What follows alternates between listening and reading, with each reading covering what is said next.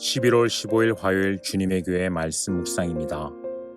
고린도전서 10장 14절부터 22절까지 말씀. 그런즉 내 사랑하는 자들아 우상 숭배하는 일을 피하라. 나는 지혜 있는 자들에게 말함과 같이 하노니 너희는 내가 이르는 말을 스스로 판단하라. 우리가 축복하는 바 축복의 자는 그리스도의 피에 참여함이 아니며 우리가 떼는 떡은 그리스도의 몸에 참여함이 아니냐. 떡이 하나요 많은 우리가 한 몸이니 이는 우리가 다 한 떡에 참여함이라. 육신을 따라 난 이스라엘을 보라. 제물을 먹는 자들이 제단에 참여하는 자들이 아니냐. 그런즉 내가 무엇을 말하느냐. 우상의 제물은 무엇이며 우상은 무엇이냐. 무릇 이방인이 제사하는 것은 귀신에게 하는 것이요 하나님께 제사하는 것이 아니니 나는 너희가 귀신과 교제하는 자가 되기를 원하지 아니하노라. 너희가 주의 잔과 귀신의 잔을 겸하여 마시지 못하고 주의 식탁과 귀신의 식탁에 겸하여 참여하지 못하리라. 그러면 우리가 주를 노여워하시게 하겠느냐. 우리가 주보다 강한 자냐. 샬롬. 오늘도 말씀과 함께 동행하는 귀한 성도님들을 주님의 이름으로 축복합니다. 주님의 말씀을 가까이 하고 주님의 말씀을 깊이 묵상할 때 우리의 삶과 인격이 예수 그리스도를 닮아가게 되는 줄로 믿습니다. 오늘이 바로 그런 하루가 되기를 간절히 소망합니다. 고린도전서는 바울이 고린도 교회에 썼던 첫 번째 편지였습니다. 당시 고린도 교회에는 물질적으로는 조금 풍요롭고 부족한 것이 없던 상황이었습니다. 다만 영적으로는 조금 빈곤하고 적절한 지도가 너무도 필요했던 상황입니다. 이에 바울은 붓을 들었고 고린도 교회의 만연해 있었던 문제들에 대해 하나씩 이야기하고 있습니다. 첫 번째로는 어제 분쟁과 분열에 관해서 교회 안에서 이뤄지는 여러 가지 분쟁들, 여러 가지 분열에 관해서 이야기를 했다면 오늘 본문 고린도전서 10장은 다름 아닌 우상숭배에 대해서 이야기하고 있습니다. 우상숭배. 교회를 다니다 보면 굉장히 많이 듣는 표현입니다. 그리고 우상숭배에 대해서는 이미 많은 정의들을 또 저희가 가지고 있기도 하고 또 익숙하게 우리가 사용하는 부분이기도 합니다. 보통 무엇을 우상이라고 표현합니까? 어떤 것을 우리는 우상이라고 이야기하죠? 일반적으로는 우상은 주님보다 더 중요하게 생각하는 것, 주님보다 더 소중하게 여기는 것을 우상이라고 많이 정의를 내려왔습니다. 그런데 오늘 고린도전서에 나와 있는, 특별히 이 10장에 나와 있는 바울이 이야기하고 있는 우상, 이 우상에 관한 정의가 굉장히 깊다는 것을 느낄 수가 있습니다. 오늘 본문에 나와 있는 14절 말씀을 제가 한번 읽어드릴게요. 그런즉 내 사랑하는 자들아 우상 숭배하는 일을 피하라. 지금 바울은 고린도 교회에 만연해 있었던 우상 숭배의 문제들, 주님을 믿는다고 하지만 여전히 주님보다 더 소중하게 여기는 것들을 많이 발견하고서는 이 우상 숭배에 대해서 이야기하고 있는 것이죠. 19절에 보니까 어떻게 이야기합니까? 그런즉 내가 무엇을 말하느냐? 우상의 제물은 무엇이며 우상은 무엇이냐? 하면서 20절에 이렇게 얘기합니다. 무릇 이방인이 제사하는 것은 귀신에게 하는 것이요 하나님께 제사하는 것이 아니니 나는 너희가 귀신과 교제하는 자가 되기를 원하지 아니하노라. 바울이 우상에 대해서 설명하고 또 우상이 무엇인지에 대해서 알려주기 위하여서 바로 꺼내왔었던 개념이 하나 있습니다. 그것은 무엇이냐면 바로 제사입니다.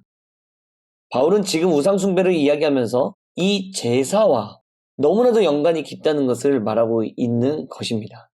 제사가 무엇입니까? 제사는 드리는 겁니다. 올려드리는 거죠. 바치는 것입니다. 그래서 제사는 오늘날로 따지면 우리에게는 예배라고도 볼 수 있겠습니다. 즉 바울이 말하는 우상 숭배는 귀신에게 제사하는 것. 조금 더 적나라하게 표현하면 귀신에게 예배하는 것이라고 말하는 것이죠. 하나님이 아닌 어떤 것에게 무엇인가를 바치고 올려드리고 뭔가를 드리는 것, 예배하고 제사하는 것, 이것이 바울이 지금 이야기하고 있는 우상 숭배라는 것입니다. 그래서 현대 그리스도인들에게 요즘 선한 영향을 미치고 있는 팀 켈러라는 목사님이 계시는데, 그 목사님이 내가 만든 시인이라는 책에서 이렇게 이야기를 했습니다. 우상 숭배란 하나님의 자리를 훔치는 모든 것이다. 다시 한번요. 우상 숭배란 하나님의 자리를 훔치는 모든 것이다. 이게 무슨 의미일까요? 저와 여러분들은, 또 인류에 있는 모든 사람들은 하나님의 피조물 아닙니까? 근데 이 하나님이 만드신 사람이란 존재는 하나님을 예배하는 어떤 예배적 존재로 지음을 받았는데, 그 자리에 하나님이 아니라 예배의 대상에 다른 것들이 올라가는 순간 우리 모두는 우상숭배의 위험에 빠질 수 있더라는 그런 이야기입니다. 하나님이 앉아 계셔야 할 자리에 하나님이 아닌 다른 무엇인가를 두는 것, 하나님과 교제해야 하는 우리가 다른 것을 더 많이 교제하려고 하고, 또 하나님처럼 더 중요하게 여기는 것, 하나님으로 만족하며 살아가야 할 우리가 다른 무엇인가로 내 인생을 만족을 채우려고 시도하는 것, 이것이 바로 우상숭배라는 의미입니다. 사랑하는 성도 여러분, 우리 함께 기억하며 나아갔으면 좋겠습니다. 우리 삶에 꼭 필요한 것일수록, 우리 삶에 살아가는데 반드시 있어야 되는 것일수록 그것이 우리 마음 가운데 우상이 될 가능성이 굉장히 높다라는 것을요. 우리 주변에 있는 모든 것들이 우상이 될 수야 있지만, 사실은 우리에게 정말 중요한 것, 우리가 단 하루도 없어서는 안 된다고 느끼는 바로 그것이 우리에게 우상숭배의 대상이 되는 일들이 너무나도 많더라는 것입니다. 그래서 우리는 주의해야 합니다. 요한일서 5장 21절에 보니까 이런 말씀이 있습니다. 자녀들아, 너희 자신을 지켜 우상에게서 멀리하라. 오늘 고린도전서 말씀과 특별히 이 요한일서 5장 말씀을 한번 살펴보면서 우리의 마음을 한번 돌아보면 좋겠습니다. 이 땅을 살면서 중요한 것들이 참 많습니다. 이 땅을 살면서 반드시 필요한 것들 너무나도 많지요. 그런데 이 모든 것들은 우리의 인생을 사실은 살아가게 하는 도구들이지, 그것들은 우리의 예배의 대상이 될 것은 절대로 아니라는 것입니다. 예배의 대상은 오직 하나님 한 분뿐이십니다. 우리가 평생토록 갈망하고 붙들어야 할 분은 오직 하나님 한 분뿐입니다. 하나님이 앉으셔야 하는 그 자리에, 예배의 대상이 되어지는 바로 그 자리에 다른 것들을 올려놓지 않기를 간절히 소망합니다. 하나님과 나의 관계를 흐트러 놓는 것들을 절대로 우리 마음 가운데 방치해 두어서도 안 될 것입니다. 그것들은 저와 여러분들의 발 밑에 있어야 할 것입니다.